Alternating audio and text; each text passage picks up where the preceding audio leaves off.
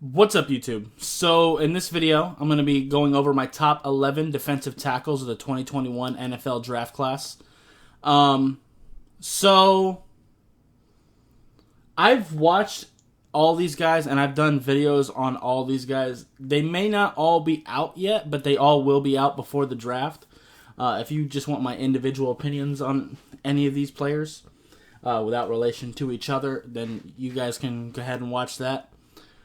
But yeah, I am combining all different types of defensive tackles. There may be some guys who can play 3-4 defensive end. There's going to be some nose tackles, some 3-techs. I'm just kind of mixing it all together. But I will say where I would like them to be played. Where I think would give them the best opportunity to succeed. So, yeah.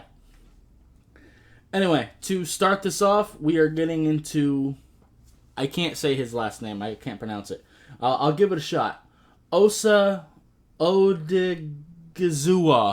I know I butchered that. But Osa out of UCLA. So he's 6'2" and 280-ish pounds. So he is on the smaller side for sure. And he probably will gain some weight once he gets to the league. But he has really good ball get off for a defensive tackle. I don't like him. I don't like the idea of him trying to play edge because he just doesn't have the bend that you would like. But he does have acceleration. He has burst. And he pretty much wins with his athleticism against slower guards. He doesn't really rush with much of a plan. And he is pretty raw. And I would like to see him use his hands more. But he has strength. And he has athleticism. I think right now, you can rotate him in as like a,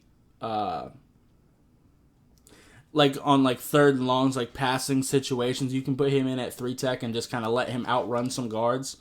And you can probably, as you're doing that, slowly work on his hands, get him a little bit bigger, a little bit stronger.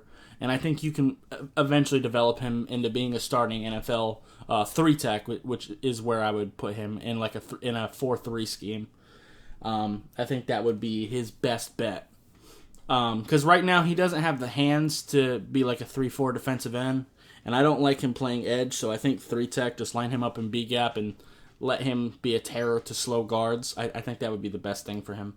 I do see him more as like an early day 3 guy, like somewhere early in the 4th round, something like that. So, yeah.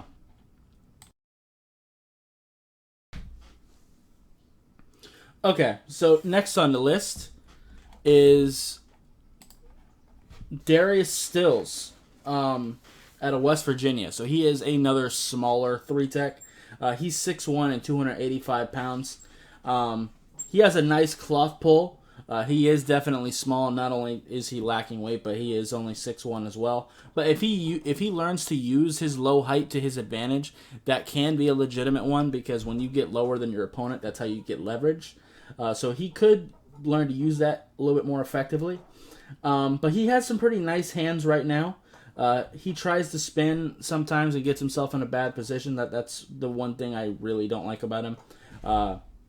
His ball get off is pretty good. He doesn't really rush with much of a plan. He's just kind of a raw player, kind of like Osa.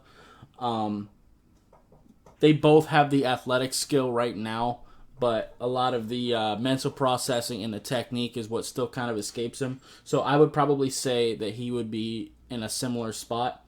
But his hands are better than Osa's, which is what puts him above him. And he might be able to play 3-4 defensive end a little bit, just because his hands are decent. He does need to work on his mental processing, but I think he could play 3-4 defensive end. But I do think that 3-tech is probably going to be best for him. Again, just line him up in B gap and let him be athletic, and I think that'll give you the best chance to succeed. Okay, so moving on. We've got Marlin Piletu out of USC. So, I know this is a controversial take, but I actually like him better than his teammate, Jay Tufile. I know Jay is the one that is getting more attention, and I do like Jay Tufile. I think he's a decent player, too. I just think that Marlin is a little bit better. I think he has some pretty good strength. He's pretty decent with his hands. It does get a little bit inconsistent sometimes. He has the size to get it done. He's about 6'3", 305. He is more of a one-tech. And while his control isn't amazing, it's a little bit better than Jay Tufile's. So I just kind of prefer him. This is the first one-tech on the list that we'll be talking about. There will be more. There's nose tackles all up and down this class.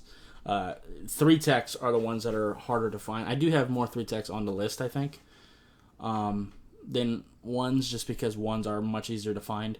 But I do like Marlin. I do see him as like a day 3 guy, because I do think he is a project player. And nose tackles, it just tends to be where you go. Now, I don't want him to be like a 0 and like a 3-4.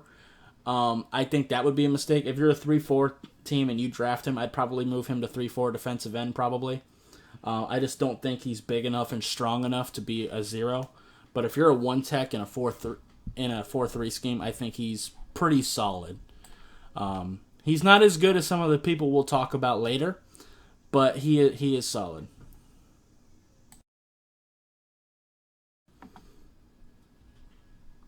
Okay. So next on the list, this is a guy I actually just discovered more recently. He was always on my list of players to watch, but he just wasn't getting that much hype, so I wasn't really watching him. But it's Tonga, I think is how you pronounce it, but defensive tackle out of BYU. So he's 6'4" and 321 pounds, so this is the biggest guy we've talked about thus far. Definitely not the biggest on the list, but definitely the biggest we've talked about so far. He has burst. He has a nice cloth pull. He has some power to him. BYU is currently using him as a nose tackle just because he's 6'4" and 320. But I think that's a mistake. He doesn't look like a 1-tech to me. He looks like a straight-up 3-tech. Because like I said, he does have the burst. He does have the cloth pull. He does need to disengage a little bit faster. But I like the idea of playing him at 3-tech. I don't want him like as a 3-4 defensive end, because I don't think his hands are quite consistent enough yet, and he doesn't disengage quickly enough yet. But I think moving him to 3-tech would be the most optimal choice. And then maybe on pass set downs, like 3rd and long and stuff like that, maybe you can move him over to 1-tech to bring in like a bigger defensive end. Like, what would be a good example of that? Like, I this is coming out after my edge rusher list. Like, let's say you had him and Carlos Basham on the same team, right? In like a pass setting situation, like I said, like a 3rd or 4th and long. Maybe you move Tonga to 1-tech from 3-tech, and then move Basham to 3-tech, and then bring out another edge rusher. Like, you could do stuff like that to increase your pass rush ability. But on like an every down scenario, I do prefer him at 3-tech. Maybe lose a little bit of weight if you're going to play 3-tech, but I think 320 is still okay. But if he is going to play 3-tech, I think that would be best. But yeah, I like him a lot. I think he's extremely underrated, and I'm not really sure why he's not being talked about more.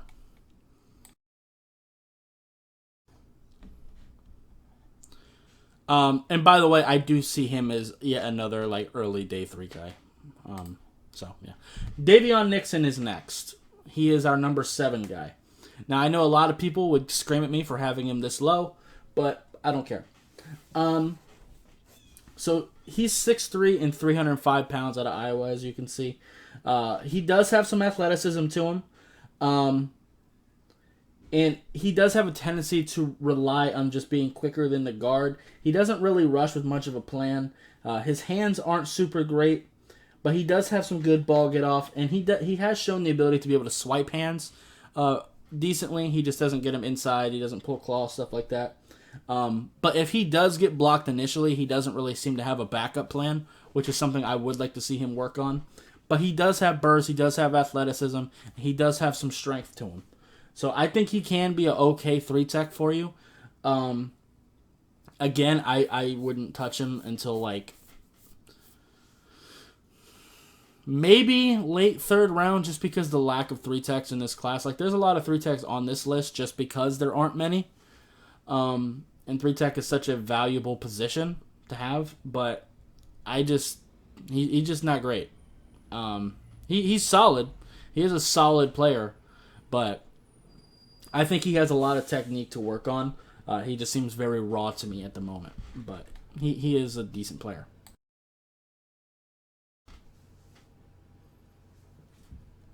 Okay, let's move forward. Tommy Togiai, I'm guarantee I'm not saying that right, but defensive tackle out of Ohio State. So he's 6'2" and 300 pounds. He is more of a 3-tech. He changes direction very well, much better than I was expecting. This is another guy I didn't watch until a little bit later in the process, but I do like him a lot. He does get himself out of position sometimes, which is something I'd like him to work on. His eye discipline could use some work, but he does have strength. He does have ball get off. And kind of like DaVon Nixon and a lot of these other guys I've been talking about, he's another guy that has the size, he has the strength, he has the athleticism, but he is kind of raw. He needs to start rushing with a plan a little more. He needs to use his hands a little bit more. He basically just needs to learn to play football a little bit better. But his raw athleticism and natural gifts are there. So it is something to start with.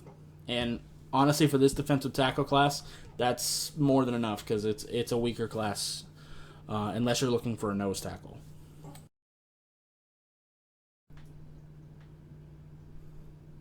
Okay, so this is the part of the list where it does start to get at least a little bit more interesting.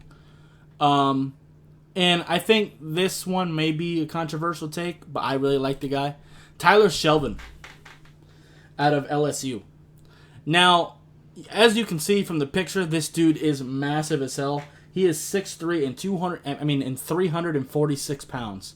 He is a massive ass dude. He's not going to give you pass rush. He's more of a 0-tech, maybe a 1-tech in a 4-3, but I do prefer him as a 0 and a 3-4. And I know he isn't going to get the attention because he isn't athletic. He definitely isn't. He's not going to give you much in the way of pass rush. But as far as doing his job, he's as good as anybody on this list. As far as controlling A-gap, just line him up in A-gap and you're not going to be able to move him. Like, when he played against Alabama, like, if you watch my interior offensive line list, you know that I am huge on Landon Dickerson and Deontay Brown. They are my number 3 and number 4 interior offensive linemen. They teamed up against this guy and could not move him. They could do nothing to move this guy. He is strong as hell. He is by far the strongest person on this list, and it's not even close. He gets his hands inside very consistently. And not only that, but he has a nice cloth pull when he does want to shed people. But he has such good control. He'll get his hands on the center or the guard or whoever, and he'll basically just hold on to him and use him as a rag doll. He'll keep his eyes in the backfield looking for the running back, and when it's time, he'll just shed him whenever he wants and make the tackle. Now, you can definitely beat him by just doing outside runs because he's not going to catch you. He's not fast. But that's what your other teammates are for. That's what your linebackers are for, is to blow shit up like that. But one thing I can guarantee, if he's on the field, you're not going to run it up the middle. Or if you do, it's going to be maybe gaining a yard, probably moving back a yard. So as far as just doing his job, he might be the best person on this list. But because he's not going to give you anything in the way of pass rush, it does limit him a little bit, and that's why he can't be higher. But I am huge on Tyler Sheldon. He is one of my favorite players in this entire class. He's not necessarily one of the best players in this entire class, but he's one of my favorites. So.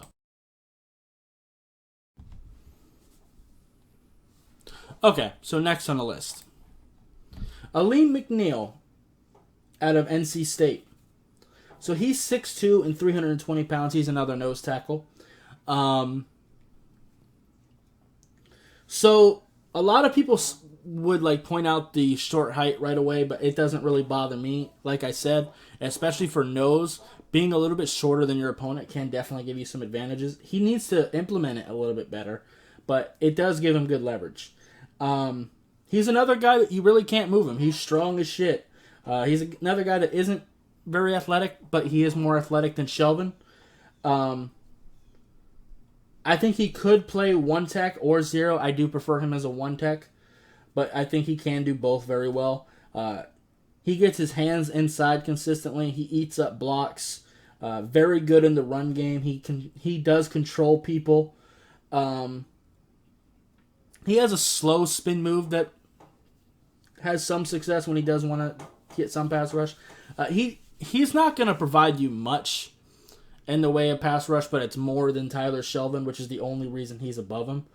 But if you wanted to put Sheldon above Elandon McKee, I wouldn't be upset with you. Because the main role of a nose tackle is to plug up A-gap for the run game. And if that's all you're doing is stopping them from running up A-gap, Sheldon is better at that than Elandon McKee.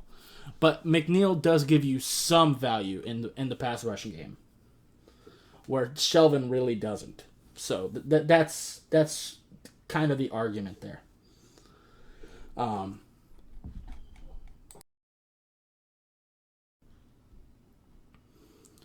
Okay, so we're going away from nose tackle for a little bit. Levi Onwuzurike out of Washington. Now, this guy is someone who I think isn't getting the proper attention that he should be getting. I think people watched him early on in the class and then kind of forgot about him. I'm not really sure why, but he is a really good player. He's 6'3" and 293 pounds, and I've continued to watch all of these guys since my initial videos on them. And the more I watch him, the more he stands out amongst his peers. And like I said, 3-tech is pretty hard to find. Like, if you miss out on one of these top nose tackles, you can still get a guy like Quentin Bohanna later. Darius Stills exists. Like, there's so many nose tackles in this class that are at least decent. But 3-tech runs out really fast. So that's why 3-tech is getting ranked higher a little bit. Plus, 3-tech is a premier position and 1-tech really isn't. So there's that. But I think people are forgetting about him. He is an opt-out guy, and as we've kind of seen with Jamar Chase, a lot of the opt-out guys have kind of gotten forgot about unless you're someone like Penei Sewell or Rashawn Slater. But he's got really good ball get-off. Like, it's solid as hell. He pulls cloth to a pretty good degree. He's good with his hands. He has power. He slaps hands down. Gets his hands inside consistently. And I will say his technique is a little bit raw. I'll say that. But again, he's really strong, really fast, and he does have the hands. That's one thing that some of these other nose tackles didn't, some of these other 3-techs didn't have, is he actually does have hands. He could be a solid 3-4 defensive end too, because his hands are solid. So that is something to take a look at. And all of his other technique problems, he does show flashes of it succeeding. Like, we've seen him do everything you want well. It's just he needs to pull up the consistency. I think he is a very, very good player to take on, somewhere in the 3rd round. Pretty much everybody until now really is more of like a day 3 guy to me. Like early day 3. This guy is definitely a day 2 caliber player for me. So, yeah.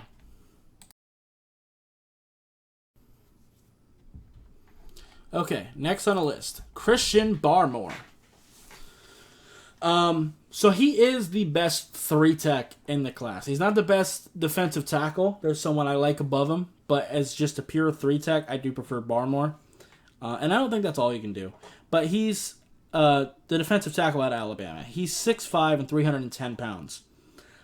He has very quick hands, and he does have some violence to him too. He has long arms that he uses to a pretty good degree. I think he can be a pretty good two-gapper. I think this guy is the one guy I think for sure can play a good 3-4 defensive end. There's some guys on this list I've mentioned that might be able to do it. I think that might even be the best thing for him. But I also think he can be a really good 3-tech. He seems strong enough to get the job done, but not like super powerful. And I do think he is still kind of a development guy, but I think he has the skills right now. Again, kind of similar to Levi. All of the technique problems that he has, because he does have them. Some of his eye discipline is a little bit wonky sometimes. His hands can be a little wonky sometimes. He could rush with more of a plan, but he shows flashes of all of those things. And I think he can be, like I said, I think he can be a really good 3-4 defensive end, and I also think he can be a really good 3-tech. I know a lot of people would probably put him as their number 1 defensive tackle. I just personally can't do it. Okay, so the last one, Marvin Wilson. Now, I realize that people aren't very high on him, or not as high as I am, because his 2020 season wasn't great. But it wasn't bad either. He just wasn't statistically that impressive. But if you actually watch the film, he was still playing pretty decently. So he's the defensive tackle out of Florida State. He is a 1-tech for the most part, but he can give you some snaps at 3 as well. So he is 6'5" and 300 pounds. He didn't do super well at the Senior Bowl, which was a little disappointing too. But he does have some athleticism to him, and he has real power. He doesn't pass rush with much of a plan, but I don't really want him being a full-time 3-tech anyway. He has a fantastic motor. And considering his size, he does stay on the field pretty well. A lot of nose tackles come off the field a lot, but he really doesn't because he does give you some value in the pass rush game. Fantastic with his hands. Very, very good against the run. He'll take up double teams really, really well. He's very good at 2-gapping, so I think he could be a 0 at the next level. He might even be able to do 3-4 defensive end because he's good with his hands and he's good at 2-gapping. He has a decent spin move. He's strong as shit. Like, he'll actually like bench press guys. He has a nice ass cloth pull. He might not have the best numbers like in stats in the world, but he is fantastic. And the thing that really sets him apart is how angry he plays. Like, he looks like he's trying to rip your soul out of your chest.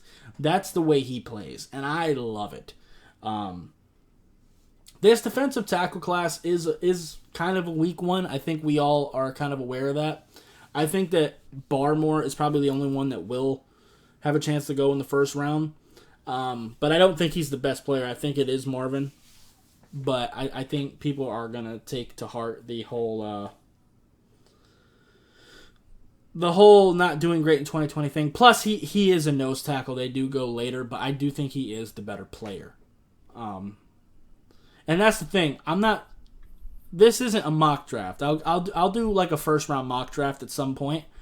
But this is just who I think is better, not who I think will be taken first. You know what I'm saying? Like, for example, guard is a position that isn't as seen as as a premium position like tackle is. So there are some tackles who will get drafted before a guard who is better than them. If that's just the reality of how the draft works, unfortunately. But I do think that Marvin Wilson is the best defensive tackle in this class. So, yeah. Anyway, if you like this video, I appreciate hitting that like button. If you have any questions or comments in the comments down below, subscribe if you haven't already, and I'll see you next time. Bye, guys.